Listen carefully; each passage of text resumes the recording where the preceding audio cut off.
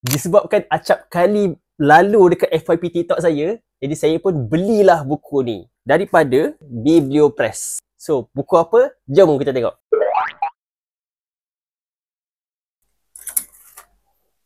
Kita nak buat cepat-cepat je. Tapi, cepat-cepat pun dengan berhemah kan. So, kena hati-hatilah kan, tergunting pula bukunya.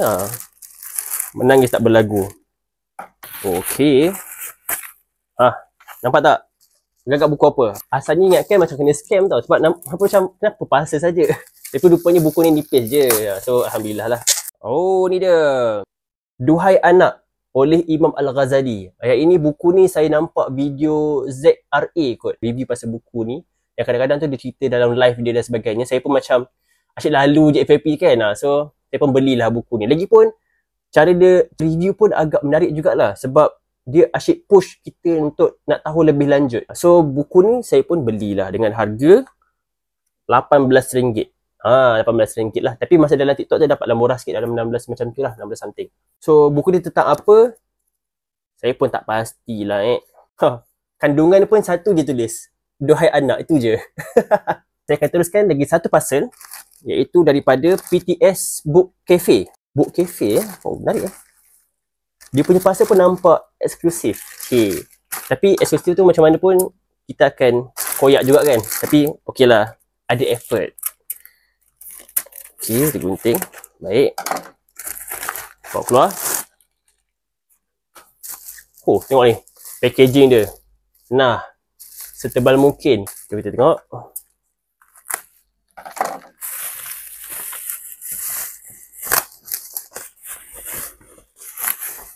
Nampak tak senonoh dengan buka benda ni kan. Saya sebenarnya tak reti nak buat unboxing ni. Sebab saya jarang beli buku-buku unboxing. Oh, okey. Buku ni agak lama lah saya peram dalam kad TikTok tu. Ini dia. Bicara Itu Ada Seninya oleh Oh Soo Hyang. Buku ni nak kata bestseller, agak bestseller lah. Sebab sehinggakan dia buat terjemahan kan. Dan buku ni buku international. Okey. Kenapa international? Sebab ni bukan buku Malaysia. Dia dah masuk dalam Malaysia, means dia dah inter. Okay, tak apa. The Secret Habits to Master Your Art of Speaking. So, kenapa saya beli buku ni? Sebab satunya, saya ni masih lagi belajar untuk berkomunikasi. Dan juga belajar dalam buat public speaking. Sebab saya ni, tugas hakikinya adalah mengajar anak-anak murid lah. Ataupun generasi muda. Kalau saya tak ada seni dalam berbicara, saya tak ada seni dalam berkomunikasi dan sebagainya, memang sangat-sangat tak bagus lah kan. That's why lah, antara sebab saya buat review buku ni, satu, untuk saya paksa diri membaca juga dalam masa yang terhad, dan dalam masa yang sama, saya nak asah skill ataupun saya nak asah kemahiran saya dalam penyuntingan video.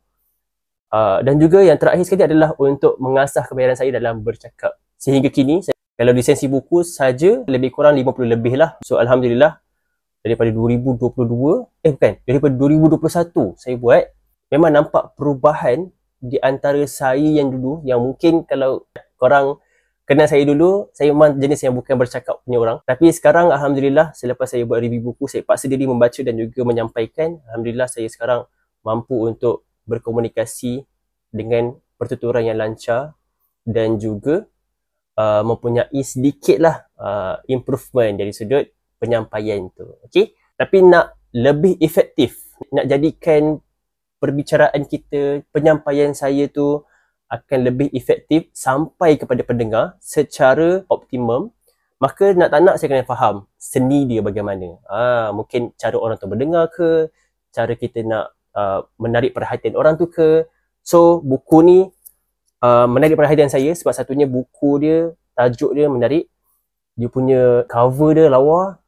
Lepas tu dia pun buku international, bestseller pula tu. Yang paling penting, walaupun bak kata pepatah, don't judge book by its cover kan. Tapi kalau kita tak baca, at least buku ni nampak lawa lah dekat rak buku saya kan. Okay? So, itu yang penting. So, itu saja daripada saya. InsyaAllah sehingga bertemu lagi. Assalamualaikum.